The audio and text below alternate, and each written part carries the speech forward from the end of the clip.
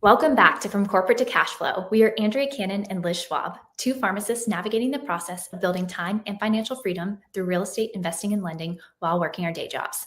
Navigating the journey is difficult, but our podcast guests are experts in showing us how it's done. And today we have Kristyn Cozad with us today. Kristyn, thanks so much for joining us. Hi, it's great to be here with you guys. Yeah. Thanks, Kristyn. So let's jump right into it here. Wondering if you can tell us a little bit about your journey. So how did you get started and how did you transition to where you are today in real estate? Yeah, so I was at a time of great need, both in my corporate life. I was working a job that I had worked for decades that just was not a great fit for me. It just wasn't aligned and it was really tough for me. And I went through many changes in my personal life. And I think I just started to kind of reconsider and go, what do I want to do here? What do I want to create? And so just randomly, I prayed about it. And maybe a week later, I found a training organization for real estate investing. And so I jumped right on that. And it was one of those kind of foolish things where I thought, oh my gosh, that looks so easy that I jumped right into that. And I said, I think I could do this. And so I ended up taking a huge hiatus that I'm still on from my corporate job and jumping in full time at first to real estate investing. And I was doing fix and flips with that and then got into some development projects. Wow, you really went for it with the fix and flips being kind of like your first thing to go into, right? I feel like that's a big jump. Well, you know what? It was an opportunity that presented itself. And I had a partner at the time. We did one flip together and then kind of went our separate ways. And it was really a gift that even came up. And, with the training that I did, I was dumb enough to think I knew enough to do it. So I'm kind of grateful for that just getting right out there. Yeah, sometimes you need that perspective, right? Instead of like, oh, I can't do this, you do it and then you work it out regardless of what happens. Because we learn through action, right? So it sounds like it's been a good platform to get you into other areas, maybe not even real estate, but things outside of real estate as well. So wondering if you could tell us a little bit more about what you're focusing on now. Yeah, it's I had a business before when I was working my W-2. I started a coaching business 9 years ago, really working with people with their values, their purpose, and their vision. And that was the meaningful work that I knew I wanted to be doing. But I wanted to create more financial freedom to really launch that in a bigger way and to have the space to do that and to create the content and do all of that. So getting into this world specifically, it's been so interesting that the journey has brought up many new things that I didn't even know existed, or that I never felt qualified for until I was able to meet the people who could be the team for that thing. So that's kind of how it evolved. And so now I'm looking at business purchases and possibly a startup that I'm really excited about. So it's really kind of gone the gamut. I got into a group, a network of people with Andrea. Actually, that's how I met Andrea. And it's just really opened my eyes, and it's like the blinders just came off. And it's kind of one of those things where I just never knew this was possible. And then I also found that you have to be in the right environment for it to actually be an opportunity. Yeah, no, that definitely makes sense. Finding the right people to connect with is key, as you spoke to. And I know Andrea has lots of good things to say about that community as well. Just to clarify, are you still doing fix and flips then on the side too to help supplement this coaching program? Or is it what you started with and kind of moving away from those? Definitely moving away from it. Yeah. Some people are bolder and they are scaling their fix and flip business right now. And for me, it just, I live in Denver. I think throughout the country, we've seen big changes in the market, and it just didn't feel like that security that I wanted. So what I'm doing now is through businesses, trying to build a foundation of that recurring income, because a lot of times, we're very brave as entrepreneurs, but it is project to project. And so that income comes when it comes, right?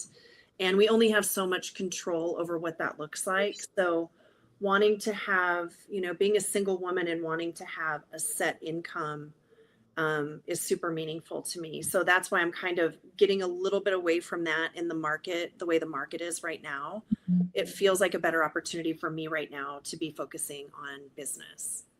Yeah, that makes a lot of sense. I definitely understand that pivot. I've personally never been that into fix and flips in general, even when the market was like popping. I'm just like, oh, it seems like a lot of work. Not that I'm against working, but I mean, you see some boom or bust opportunities for people where they bought incorrectly or something and things just don't pan out the way they wanted them to. And for that to be your primary source of income can be kind of scary. So I'm wondering from you, transitioning from having a W-2 or corporate job before, and, I know you mentioned you kind of prayed about it and you're thinking about it, what you're going to do to make your next step. How different has it been to be a full-time entrepreneur, essentially? Oh my gosh, so crazy. And it's really funny because even just this weekend, I mean, entrepreneurs can work 7 days a week, and it can just get crazy sometimes. If you have a project or something going on that just needs your attention over the weekend, it's just kind of the way it goes. And I remember I had to, I took yesterday off, which was Sunday, and on Saturday I had to work. And I had this feeling of be so grateful that you get to do work that you love. Mm-hmm. And if you do it on Saturday, that's okay.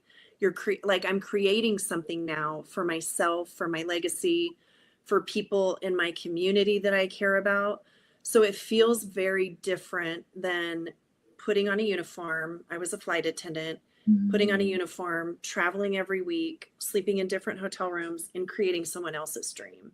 And there were a lot of benefits for me with my company. There, great income, great 401k, but for me, I'm a very adventurous person, and I want to be tested. And let me tell you, it has tested me. So it's so many huge differences between what I was doing. I would work 3 days and I could leave my job there. Mm-hmm. And then I would come home and sometimes work my coaching business with a client. But for the most part, it was very compartmentalized. And now it's really funny because my business is so much of my identity now. It really is so much of my heart, and my purpose. So it's much more fulfilling now. But man, there have been so many challenges in the last 2 years, and really learning to overcome those as I'm moving forward has been a gift. Yeah.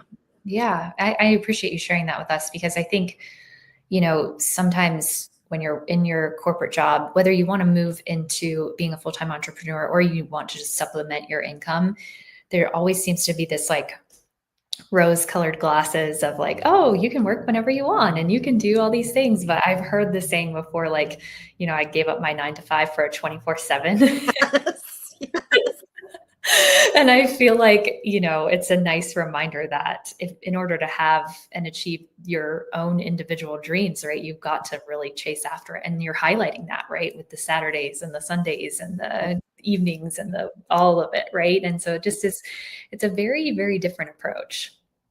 It is. It's funny that you say that quote, because one thing that I heard was, I didn't get into it because it would be easy. I got into it because I thought it would be easy.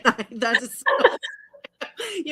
I know Andrea and I want to travel the world. So, this is kind of getting in the way at the moment. But I think that when your heart is behind something, it's very different. I would have died had I had to do my W-2 the same amount of time. Mm-hmm. But now that I'm building something, it does feel very different. But there is a lot of adjustment, and there's a lot of, you have to listen to your life. You have to listen to your body. You have to take good care of your vessel in the time that you're building the thing, because, for me, there's a finite amount of time that I am willing to work like this, and it's not indefinitely. And, we're in a kind of a grind culture, hustle and grind, and wake up at 4 a.m. and keep going until 11. And I don't believe in that. And I don't necessarily at all believe that that's how success comes. Mm-hmm. That's how illness comes, that's how a lack of fulfillment comes ultimately. But it's not, that's the constant adjustment, right? Is you're working alongside people where they are the 24/7. Mhm. And you have to really be grounded in who you are and what your values are in order to say, that's not what I'm creating here. And, I want to be an entrepreneur that proves that prosperity and fulfillment can come with grace and ease. I want success on my terms. And I think when you're showing up authentically, when you're showing up in a way that you're evaluating the norm and what's going on, but you're able to say, this is just a season, or I just really need a day off. Yesterday I took a Sabbath, and it was such a gift to not look at anything. And it made me come back today so much more fresh, clear headed, and it just made all the difference. I mean, the best times in my business that I've ever had has been when I have basically come up against a wall, and I knew that I needed to step back a little bit and reevaluate everything. And every time I have surrendered in that process, that's when people come around, opportunities come around, ideas come. And I'm listening to that. I'm seeing that happen over and over. And that to me is really telling. Yeah. I mean, I think, when you're talking about prayed and you discovered kind of real estate and other things, right? And I think you had to be willing to listen to that. And whether it looks like prayer or something, meditation, or just listening to the universe in general, I think if you're not stopping and taking that pause, you'll never hear what the answer is, right? And so I think that this is a nice highlight of that specifically. So thinking a little bit more about this kind of overall pivot you're making, and you're talking about businesses and business buying. Some people who are listening to this podcast have never thought about buying a business before. They don't know anything about this in any capacity, and maybe have been full-time in a career for a long time. So can you give us a little bit of overview of what does this look like? What types of businesses? You can buy a business. Do you have to start the business from the beginning? How does this look like? Just take us from, we don't know anything, and obviously a shortish version, but kind of catch us how this works, right? Well, a shortest version is all I can really give you because I'm doing it myself. So what I know is kind of limited, but it's probably easier to buy a business that's already successful. They've proven that starting a business it has a huge failure rate. So if what I'm looking to do right now is to start a business, and it's basically semi-truck parking, large equipment parking for construction, things like that. The word is that it's a cash cow. It's a great model, but it takes so much research to be sure you're landing in the right place, right? There's not a lot of management. I really like that. I don't want to manage a lot of people. It's very straightforward, the model of it, and what you're creating, what you're providing. So if you have the systems in place, I'm working with an operator right now, I have a great virtual assistant. If you can get those things on board to help you, and you get the right partners, you're going to learn exponentially in the process. So I will only be moving forward with building that out if everything kind of pans out. It's kind of nothing's a sure shot, but that's kind of what I'm looking for. Can I answer all of the questions that I have that could create failure? Can I do that on the front end? If I can deal with that, then I'm happy to move forward and create this thing. And if I have the right people in place, that has a lot to do with it. People who know more than me are the people that I'm bringing along. So. Now, is this something that you learned or discovered from the community that you joined, or did you go into the community saying, hey, I want to get into this type of land? No, actually a friend who's not in the community. Yeah. Oh, okay. So Okay. she actually started my first real estate investing network that I was in. She was in that. And so we've continued a friendship. And so she kind of brought the idea to me, and I just have kind of taken it and run with it because there's so much opportunity. And Yeah. even with trucker, they can't park everywhere. They'll get citations, they'll get towed. So the statistic that I've heard is that there's about 300,000 parking spaces, and there's 3 trucks on the road. So there's a huge gap there in service. And also what's provided for them. And myself and the operator drove around to some places here in Denver, and, you know, not well lit. The gates aren't really working, not clean. So there's a lot of, just in showing respect for the space, Mhm. it sets your business model apart. So Yeah, that's so interesting. I never necessarily heard of it before, but obviously it exists, right? Like truckers need places to park their cars and everything along those lines. So it's a great idea. And to your point, there's good opportunity there because I haven't heard everyone and their mothers trying to get into this particular type of, land management. So I think that's super exciting for you. thank you. On that same thought process, what have you learned recently for this land development or acquisitions for truckers that you wish that you would have known when you first started looking into it? When I first started looking into that, what do I wish I had known? You know what? I think I honestly came in very tentatively. I didn't just jump in and say, I didn't hear that stat and go, okay, I'm doing this. I think that I'm taking the time to learn as much as I can on the front end.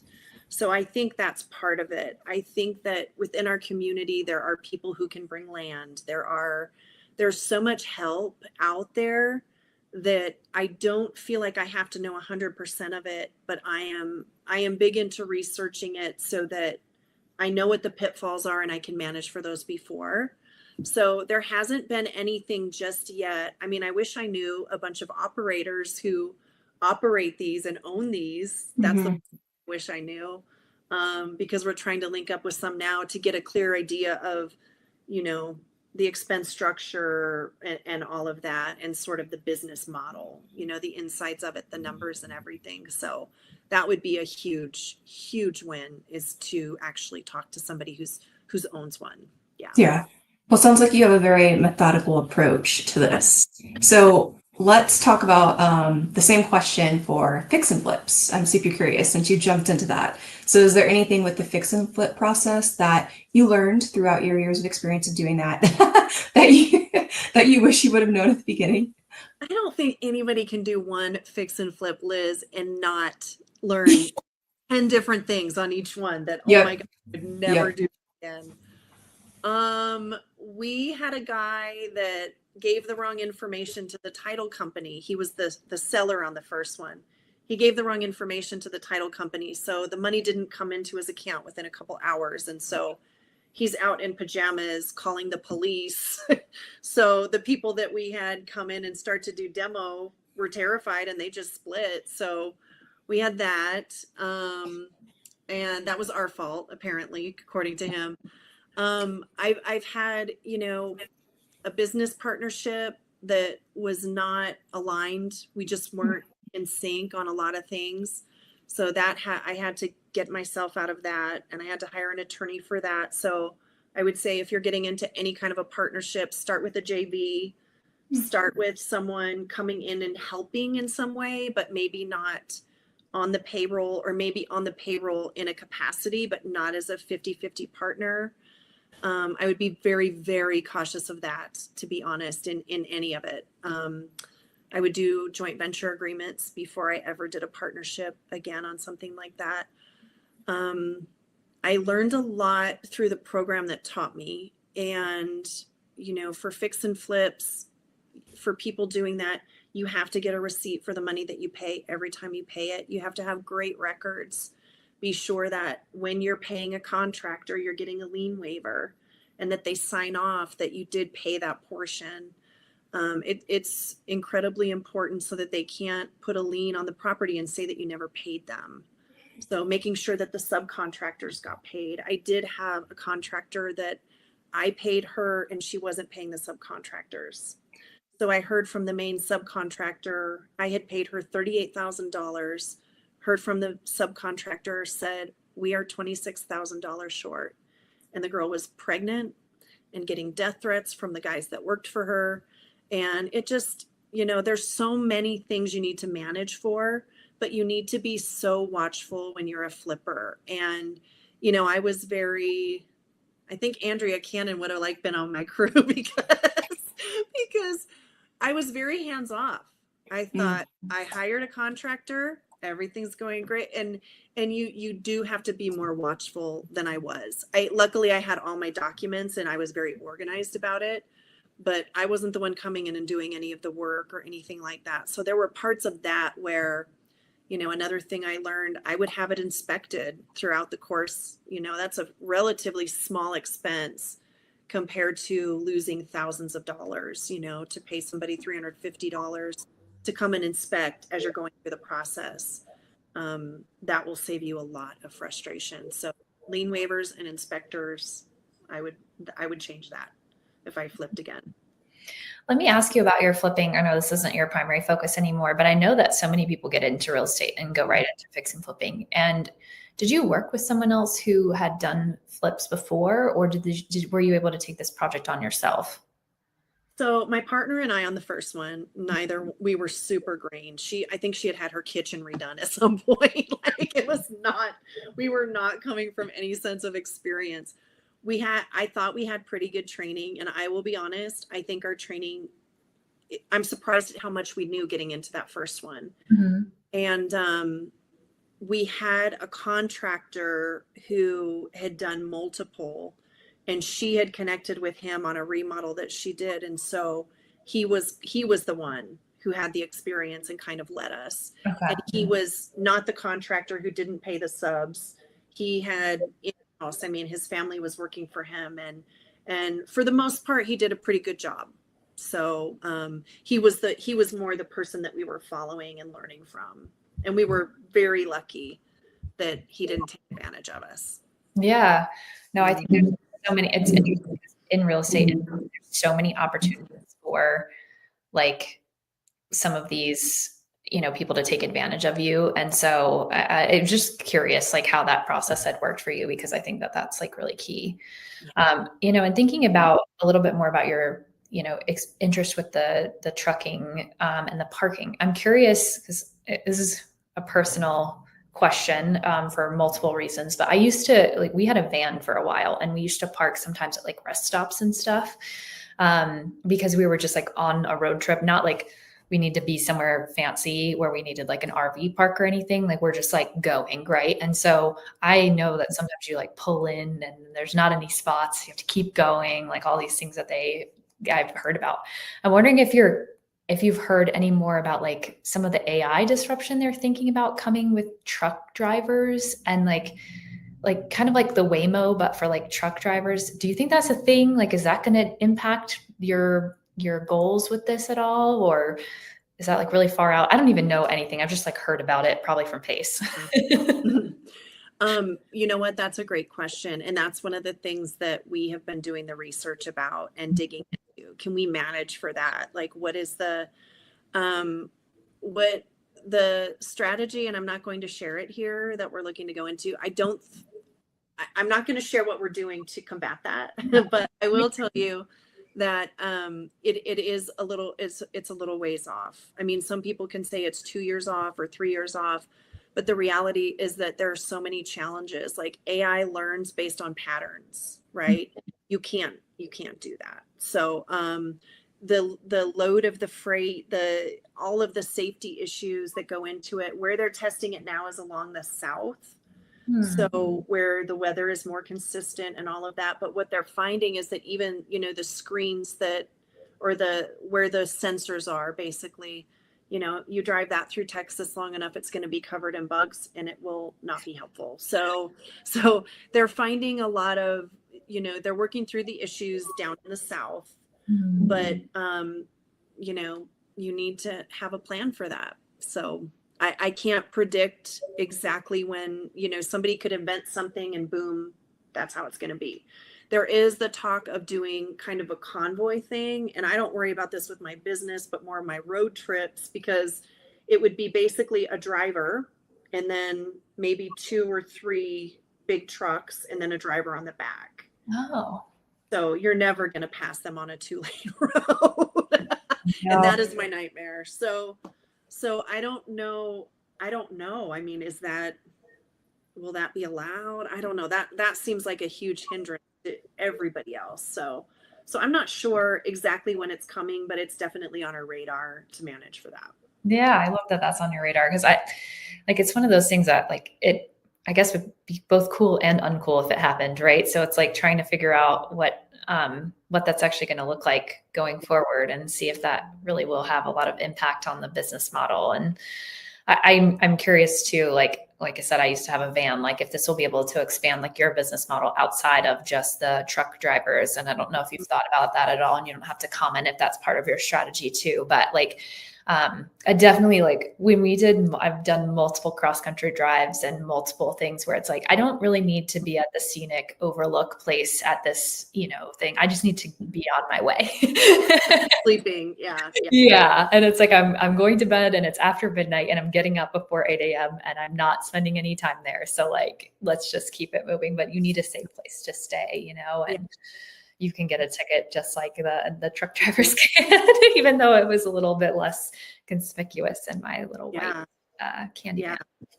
That's definitely a part of it. I mean, there's toy storage, RVs and boats and things like that. So that kind of falls into that, but for a night. So Yeah. So I'm curious with, we've kind of talked a little bit about your transition away and into entrepreneurship. Has there been any, habits or routines that you've developed to stay productive and work towards your goals with these? Just because I know it's so different than being a corporate employee. Yeah. Well, learning when it's time to shut the computer, for sure. That's to not go past that point of I'm done. I'm mentally, emotionally, call it a day. I always have a morning routine. So I've done that before I was an entrepreneur even, but that's really important to me. The idea of connecting with myself, getting grounded, meditating, whatever other, breath work, I do that every day. So really making sure it's just a part of my day. It's not something that I really even have to schedule in. It's just what I do. And I think that that's a game changer. I can see the growth, the exponential growth through the years with that. And then right now, something that I'm learning more and more as my schedule gets busier and busier is to go from an hour of this to an hour of this to an hour of this, an hour of this. It's exhausting mentally for our brains. So to be doing deep work instead of 2 or 3 hour blocks where, whatever is the most important thing that day is what I'm focused on for those 2 to 3 hours. And that's a game changer. So I really have seen how exhausting it can be to jump around that mental energy. It's finite and it gets tired like a toddler sometimes.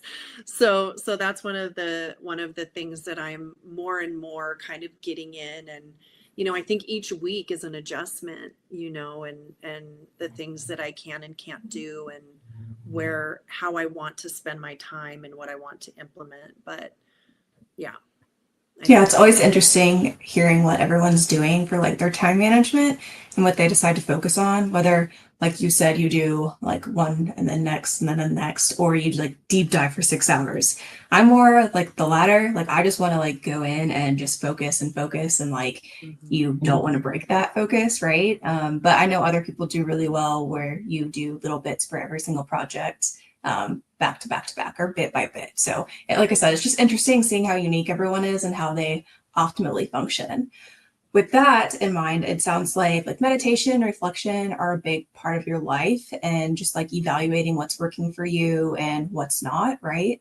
So in the line of being reflective, if you had to give someone who's starting their real estate financial journey 30 seconds of advice, what would that look like? Financial advice specifically? Yeah, and I guess it doesn't have to be necessarily real estate, just financial independence journey. You know what? Read your bank statement. Read your statements. I used to do a podcast with a financial planner. And so I have a coaching business where I help people clarify purpose and values. And then she had her financial planning. So we brought it together in bringing purpose into your life and your money. And I know it sounds crazy, but if you're a very busy person, it's very easy to not actually be looking at what's coming and going. So if you're starting the entrepreneurial journey, to have those habits of checking those statements and being well aware of what you have and where it's going, you have so much more control and ownership and intentionality in your finances. And you really do, need to be mining that as a new entrepreneur. And then I also think that the practice of abundance and visualization and really seeing yourself having what you want, the abundance that you want, the prosperity, the success. I think that we have to see ourselves in that, and we have to, even more importantly, from just seeing a picture of it, we have to experience it in our bodies. Our body doesn't know the difference between the fact that we actually have it or to the extent that we can feel it and experience it. I think that mine what you have and build what you're working on, what you're wishing to accomplish and where you want to land through visualizing and really sensing all of it. Smell it, taste it, see it, feel it, all that stuff. Yeah. So can you tell us a little bit more about your coaching business? I know you just mentioned some of the topics, right? And maybe some of the other concepts that you focus on, like this visualization aspect that you just described. Yeah, I work with people. We clarify their values by putting, once you put language to something, it hits different. You embody it in a different way. It's almost like I know this person, but I don't know their name. When I know their name, it changes the relationship, right? So I work with people clarifying their values and their purpose, and then creating that bigger vision. So if you have these values and this purpose and you're living them out every day, right? Purpose is it's not the job we do, it's who we are. So it's how we show up in relationship, on a podcast, in a business meeting. It's everything, how we operate our lives within our relationships and all of that. So it really is that uniqueness and that beauty within us. So if I'm living out of my values and I'm making decisions according to that, and I'm also carrying this purpose with me and I'm living out of this thing, right? That alone is going to create something exponential. It's not going to create a linear path. It's going to create something exponential. So when you're visualizing and you're creating that vision, there should be a huge gap between values and purpose and your vision. It's a hard thing sometimes for people to grasp that. I think that women, a lot of times, I do work with a lot of women, and for women, sometimes it's really hard, maybe not as entrepreneurs as much, but for women, it's really hard to imagine that this could even be a possibility because they don't know the steps and how that's going to happen. But really, that's what a vision is. We can't explain why it's in our heart. We can't explain how it came to us. We can't explain how we see it so clearly. But the reality is that there's a huge gap, and we certainly can't tell you how we're going to get there. So if I'm understanding correctly, you maybe help people become more in tune with what they want, like what their true desires are, right? And helping them to visualize that and how they would maybe take those tangible steps to come closer to that goal. Is that right? Yeah, you create from here, exactly. But if you don't clarify this is always going to be fuzzy. You know what I mean? So if you can do those, and then you create a strategy to get there. And that's cute. God's like, that's nice, but that's not how it's going to happen. So you reiterate, you keep reiterating, and you reiterate and you reiterate. And then probably the vision is getting bigger and bigger as you're doing that. Yeah. So it really is kind of helping them to get out of their own way, helping them to see the beauty of that purpose and those values.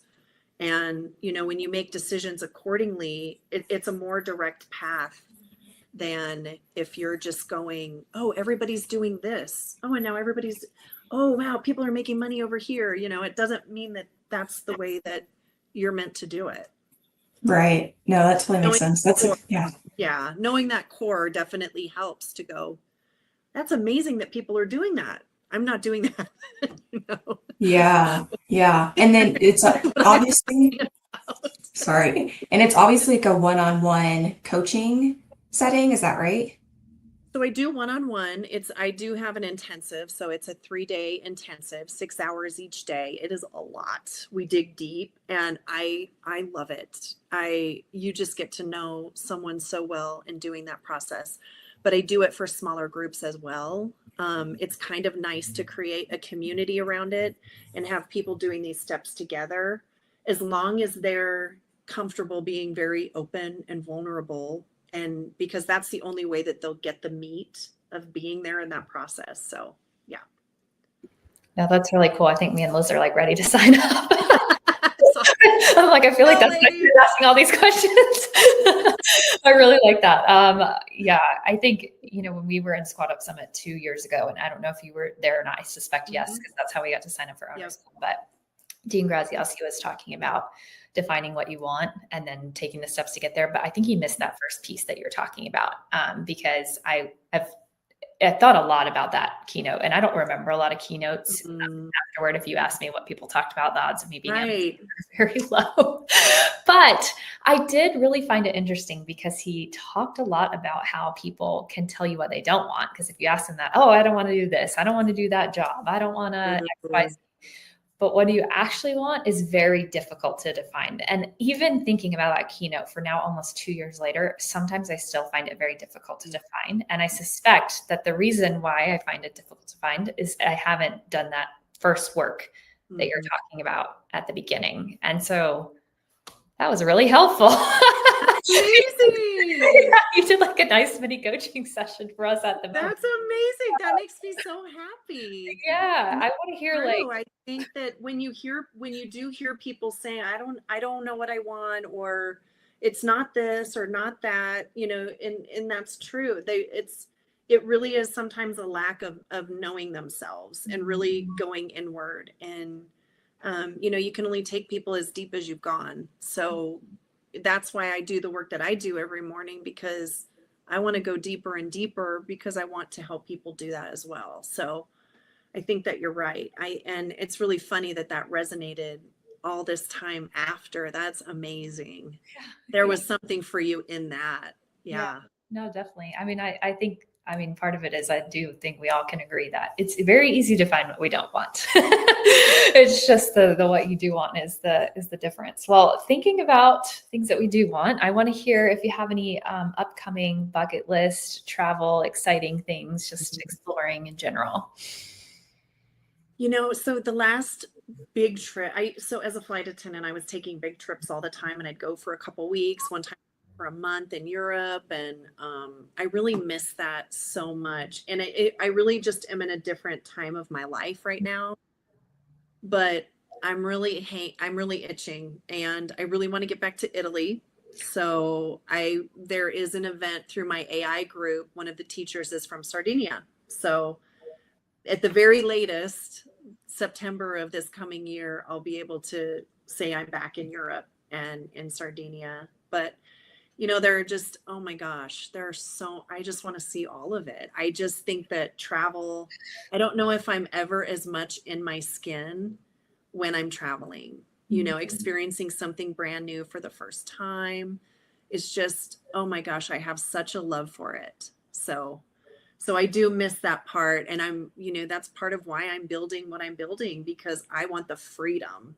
The freedom is the biggest paycheck for me. So having the freedom to be able to go and do whatever it is I want to do in the world. So, yeah. And I love the bucket list wrapped into a business opportunity at the same time. I'm like, tax write-offs. Liz is like, of course she is.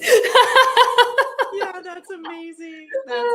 That's so awesome. Yeah. So tell us, if people want to be a part of your coaching program, how would they do it? How would they do that? The best way is reach out to me on Instagram at Kristyn Cozad, and I'm happy to talk to you about the coaching program and what I do with people. And it's my absolute joy and honor to walk with people in those programs. So, yeah. Perfect. And then lastly here, what about buying businesses or the land adventure that you're on now? Is there any way that people can collaborate with you, or what are you looking for? I'm looking for land. 1 to 3 acre slots, and in area, basically in distribution corridors, logistics corridors, distribution center areas. What I'm really focusing on is Arizona, Phoenix specifically, Utah, Colorado, Tennessee, Memphis, and North Carolina and Atlanta. So that's pretty Okay. wide range. I'm super curious. I'm sure you have done like lots of investigation into this, but why those areas, just so we can understand. They're strategic. Yeah. Okay. Okay. I will ask you a question that you cannot answer on the podcast. Okay, perfect. That Well, they're sounds good. strategic, and I have partners that I will be bringing in who don't know yet. Oh, okay. Sounds good. Sounds good.